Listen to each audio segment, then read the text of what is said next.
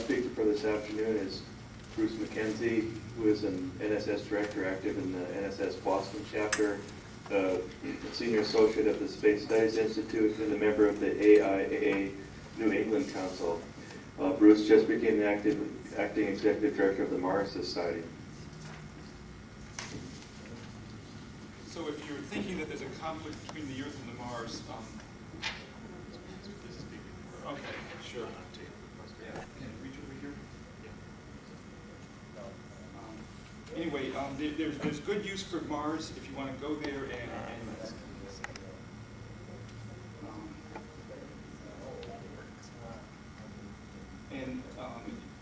if you want to live on Mars. There's also good use for the Moon to get materials, and it's close to Earth. There's a lot of advantages to being close to Earth.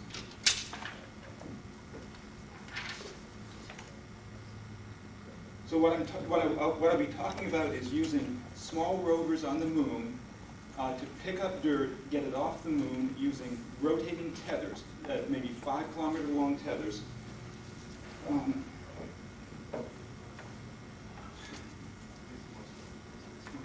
And then using those tethers to throw the material into a higher orbit and refine materials from it, including materials, equipment to make more more rovers and more tethers.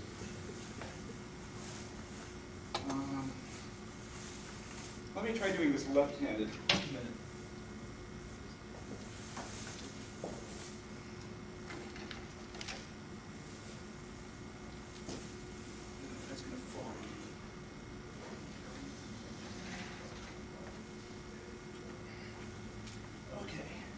Now I can talk and chew gum at the same time. So I broke it down into 7 easy steps to colonize the solar system. Now it's politically correct to call it settling the solar system. And don't try to read that.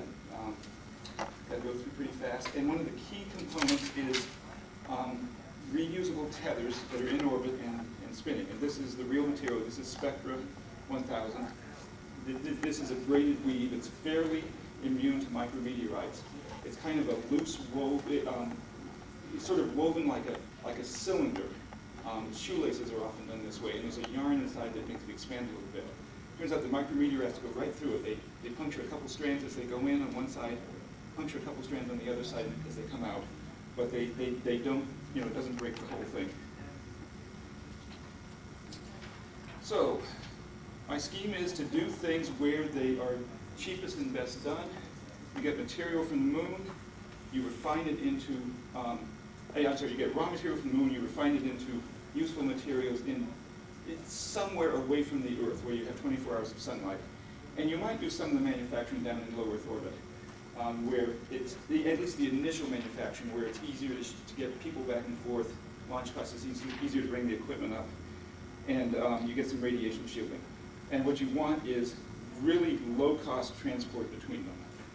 Something like a pulley system where you can take equipment from orbit down to the Moon and bring raw material up and kind of have it act like a counterweight. Balancing the energy as it goes up and down. And that's what I'm working on. Okay. The secret is exchanging the energy from the thing going down to the thing going up. So in this case, we're launching from the Earth's surface. You could launch a payload to a suborbital velocity, say 6 kilometers per second, and you had a heavy ballast in orbit going around the Earth, and extended from it and rotating together is a 5-kilometer tether spinning around. Turns out that this payload coming up can catch the tip of the tether. They pretty much come to rest. They match in velocity when the tether is spinning backwards. Grab on, you swing around halfway. As you swing, there's a lot of tension on the tether that's accelerating the payload, adding velocity to the payload. And then when it's swung all the way around and it's pointing away from the Earth, then you let go. You go flying off. In this case, you go from 6 kilometers per second to, say, 9 kilometers per second, to a much higher orbit. Are there questions on this scheme? If you don't understand this, the rest of it is black magic. Okay, the tether and its ballast are spinning. You grab the tip of the tether and you swing halfway around and let go. Or you can keep swinging around as long as you want and then let go. Okay, the ballast might be the spent upper stage of a rocket or any kind of mass or trash that you have in orbit. 5 kilometers spinning so that the tip is going at 1 to 1.5 kilometers per second, spinning about 2 RPM. This is really moving.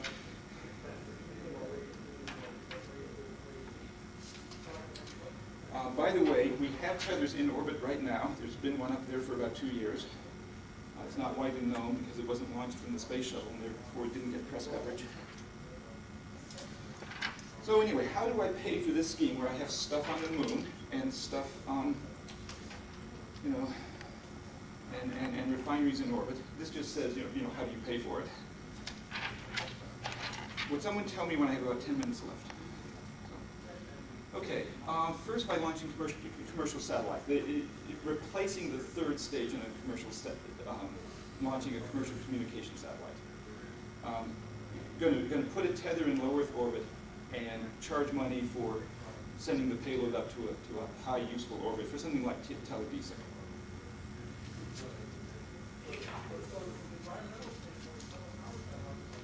Oh, this is out of order, but here's another picture. This is the SEDS. They had several kilometers of tether in this can, and they unwound it and they deployed this satellite. When was that done? Does somebody know? 4 years ago, I think. Does anybody in the audience, you know, want to? Basically, feel free to chip in and help me. Okay, how do you catch things? How do you catch this tether as it's spinning around? Well, I think I remember this from a child. Here's catching a satellite returning from orbit on a parachute and catching it with a big long rope coming out at the end of an airplane. This was done to catch film canisters from spy satellites before they had good, you know, electronics. So I designed my own little catcher. Looks remarkably similar. This would be hanging on the end of a tether. It could rotate around to face the incoming payload. The payload wouldn't match the tether speed exactly. There might be some cross range, you know, by going north or south. But that's actually good because it gives you a little bit of closing velocity, and you know, you sort of hook it like an aircraft carrier. When a plane lands in an aircraft carrier, they have a hook that grabs it.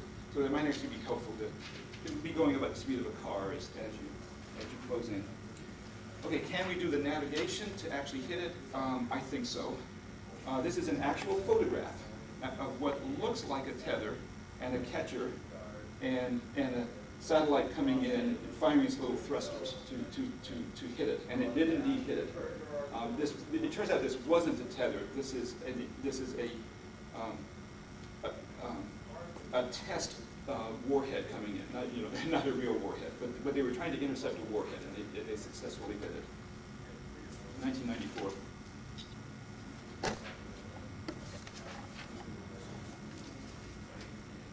Okay.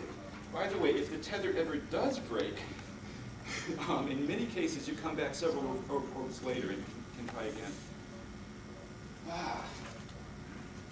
Bob, feel free to chip in with minor comments if you have them.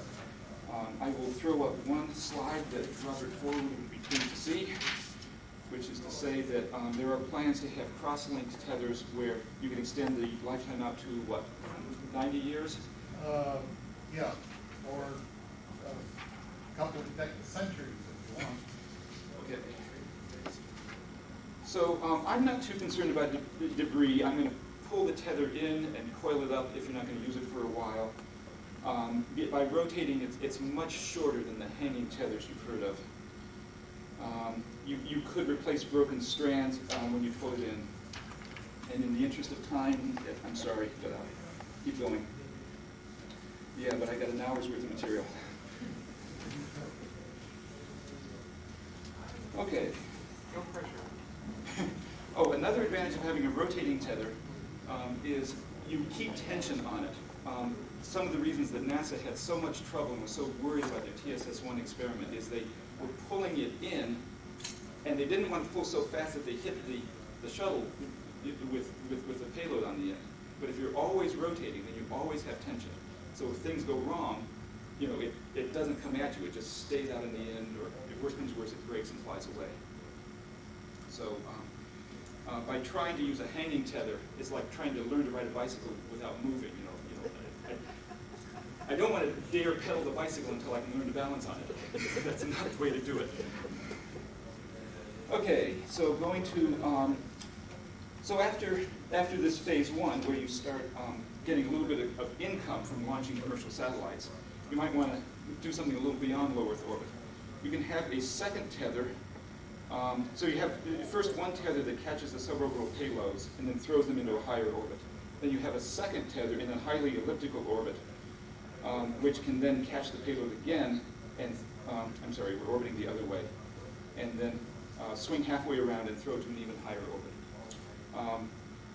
In my scheme, you would throw the payload to this intermediate orbit and then adjust the phase slightly to meet whenever it comes around. Bob Forward in the back has a similar scheme, but he wanted to keep them synchronized so that you know, the ratio of the orbit of periods is an integer. Let's see. Oh, I forgot to mention, there's no free lunch. When this tether grabs the payload and throws it to a higher orbit, you slow down the tether and its ballast. So far, there's no easy way to make that up. You put electric thrusters on and use those electric thrusters to reboost the tether. But they can be about 10 times more efficient than chemical thrust. So instead of an ISP of 300 or 500, it could be an ISP of 1,000 to even up to 10,000. Yes? We've got an electrodynamic tether, so you don't need any propellant. And it's just as fast as electric.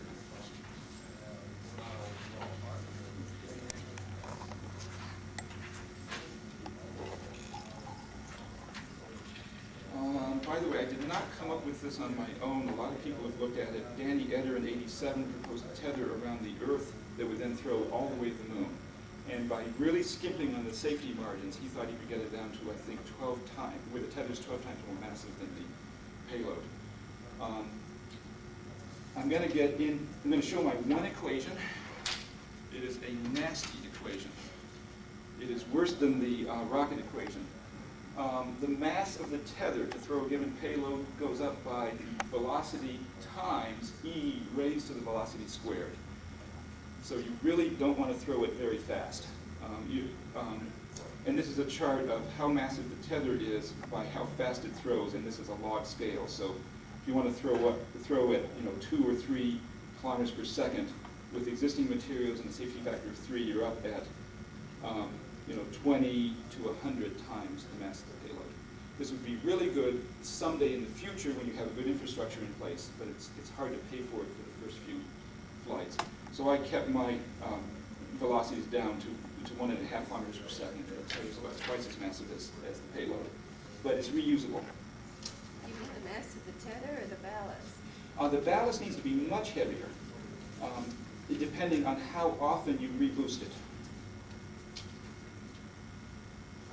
But the ballast could often be garbage material, stuff that's in space already, left over from the space station, or spent rocket stages. So I don't really count that as launch cost.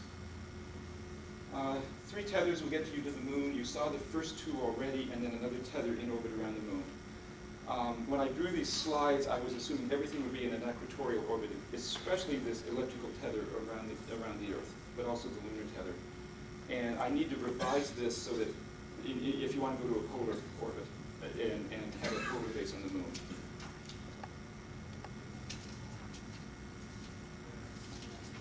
Okay, so let's see. Phase 2 is you establish a little miniature lunar mining base.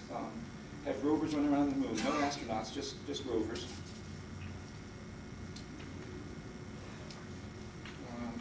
They might be 10 kilograms each. These were running around in the downstairs below where I was working. They were developed by grad students. They're about the same capability as the Sojourner rover. but you could easily put a little scoop on the front or scoop up dirt. You can imagine a rover that scrapes up dirt, and if you have a cable to pull it, then you don't have problems with traction in low gravity. These rovers can have a little shelter, basically a little tent that they dump regolith on top for radiation shielding, thermal shielding. If we're ever allowed to launch an RTG again, the rovers could go in there at night and huddle around an RTG to keep warm. So the point is that these rovers can be much less rugged than needed for exploration, because they're at a fixed location. They can have a fixed power supply. They can have a fixed communication relay. They can have navigation beacons around where they're working.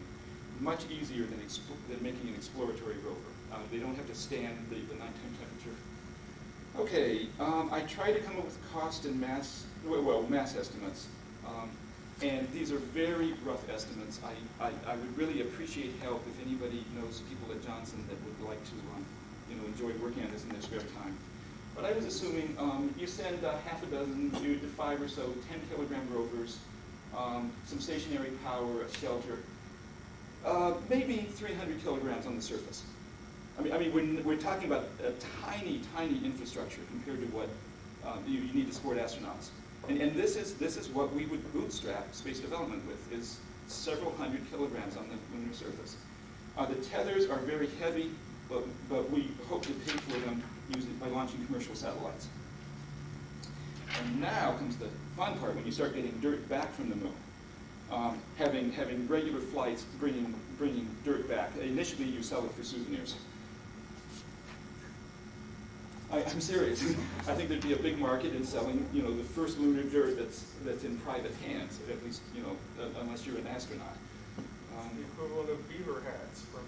Yep. In fact, one of my ancestors was trapping beavers and selling it in Britain, and he even beat Lewis and Clark across the continent, but he doesn't get credit in U.S. history books. But I digress. So you might have 5 flights a month. And they would bring a new rover or some other new piece of equipment to the moon, and they'd take back as much payload as they could carry, as much dirt as they could carry. And these numbers aren't accurate. I think you could bring back more dirt than the fuel you use to soft land on the moon and get back off the moon. By the way, these rockets would lift off the moon to a safe altitude, let's say 50, 100 kilometers. And that needs significant fuel.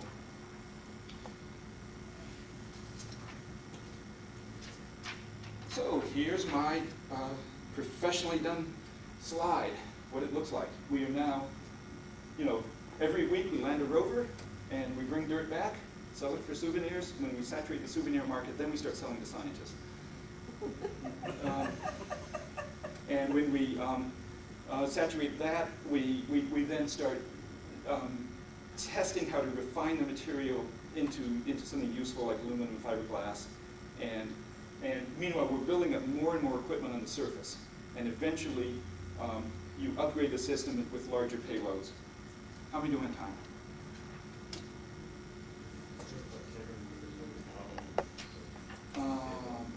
Okay, I'd rather finish and then take questions, unless people. Does everybody want to stay after 5? Okay. I ran into someone named Jocelyn Boyley who, I probably messed up his name, but he has a plan for a regolith rocket which uses hot dust and liquid gas. And the liquid gas, with the heat of the dust, expands and pushes the dust out the nozzle of a rocket. And he was having trouble getting to orbit off the moon. The ISP was really bad. He figured he could just barely make it to orbit with about no payload. And I said, well, I can get you from standing still at orbital altitude into orbit. I just can't soft land you on the moon safely. So we'll work together. So the regolith rocket gets you off the moon to a good altitude, and then the tether grabs the payload and takes it the rest of the way. There's been no development work on this except like with fire extinguishers, but it's a neat idea. You could also have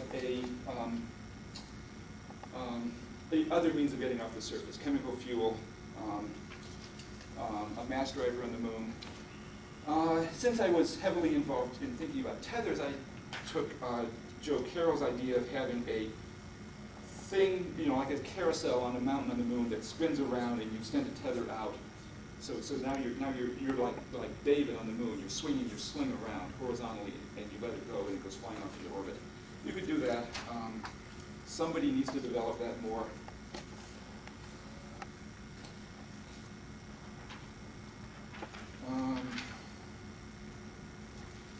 Luckily, what you're lifting off the moon's surface is just dirt, or maybe simple products you've made from dirt, so they can stand a lot of acceleration. Probably just use a mass driver. You might construct a mass driver in orbit from lunar material and then land it in sections and build it up. And once you get a mass driver on the surface, then you can start shooting mass off and catching it somehow.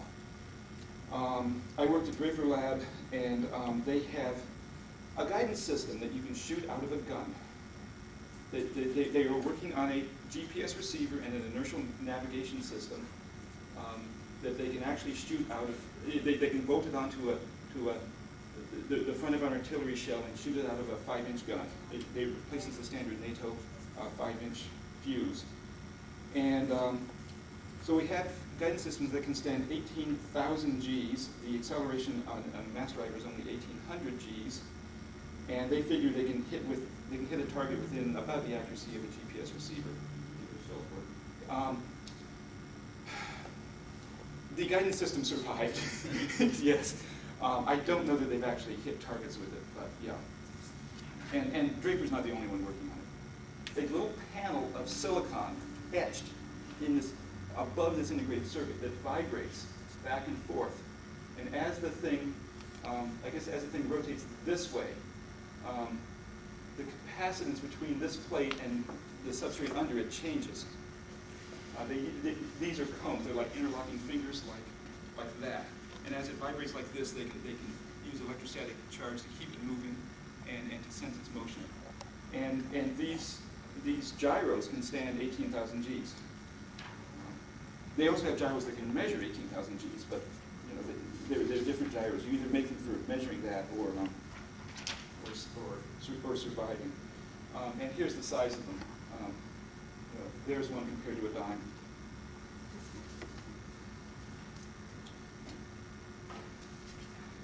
Oh, okay. And what I would like to do is actually have a tether in orbit spinning around with some kind of net on it that catches the payloads, collects a bunch of them together, and then throws them to a processing plant in basically anywhere near the moon or high Earth orbit. And I kind of alluded to this. We're getting into my phase 5, where you actually start producing oxygen and fiberglass, having a lot of leftover slag for radiation shielding. When you have enough slag, you can then shield your space station and boost it to above the radiation belts.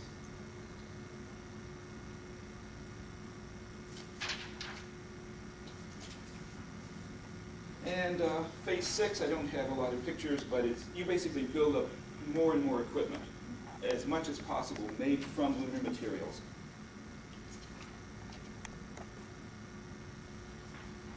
Okay, gravity.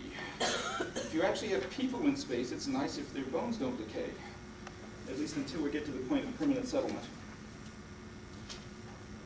So this just says, what do you think is causing your weight problem? Gravity. So if you've seen my previous talks, you've seen this slide. A giant space station spinning about a central axis, 3 big weights on it, all spinning around. The weights store rotational energy, and you extend tethers out to catch payloads coming and going. This is my truck depot in the sky. Now, each of those 3 weights could either be a shuttle external tank filled with garbage, or what I'd like it to be is my truck depot. And I pull the satellite I've caught, so I extend the tether, I catch the satellite, I pull it in, bring it over, and drop it down on the, basically on the loading dock of my truck depot.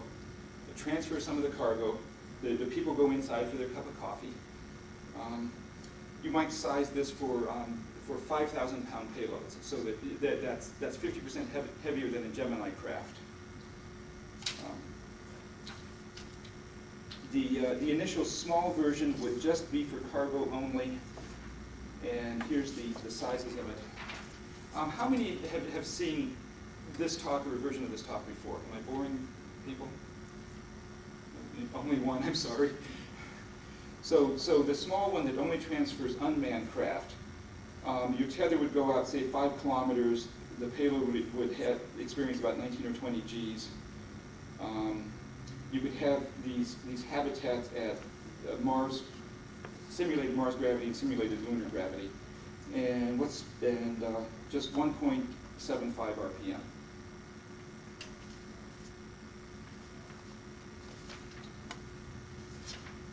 Okay, you may have noticed a lot of extra cables in that space station. There's a truss that it spins about, and the reason for that truss is you can pull, so here's my center truss, and you can pull the tether out of the plane of rotation. So as it's spinning, if you pull on okay, the truss has a north end and a south end, and it's aligned more or less with the Earth's north and south in an equatorial orbit. So when you pull on this northernmost strand, it pulls the payload north on that side of rotation. Then when it spins halfway around, you release the tension, and the payload starts spinning out of the plane. You're twisting the spin of the tether, even though the station itself doesn't turn much. It's still spinning more or less the same orientation. So here's a side view where the truss stays, I'm going to say vertical, but the payload is spinning at a different plane. So you can start throwing your payload or catching your payload from inclined orbits. Can you go through that again? Yeah. Okay. These 3 heavy masses are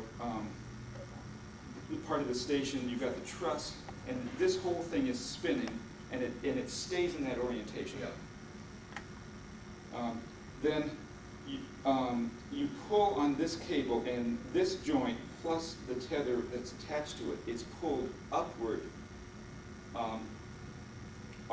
along the axis. Let me say the northerly direction for half of the rotation, and then for the other half of the rotation, you pull on the opposite. You pull it in the opposite way. Now, down at the bottom, you got the payload actually higher than the tip of the triangle that's...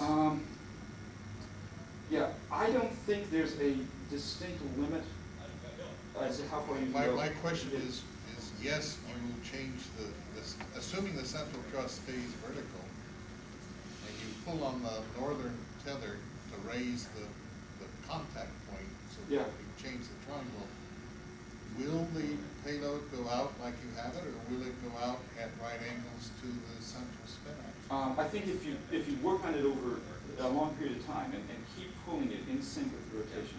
Okay. Yes. You don't do it just one rotation. You might have to do this for hours. Okay, fine. So, yeah. But that's a good point. Okay, looking down at the top view, the thing will be pretty much self-balancing by having these 3 big weights out to the side.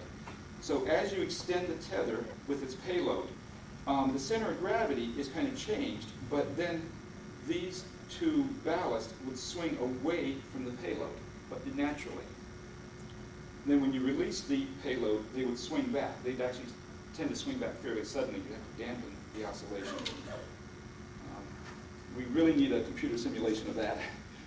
Does anybody wants to get involved? Anybody care about more equations and choice of rotation rate? Good, I like this kind of crowd. Fewer hard questions.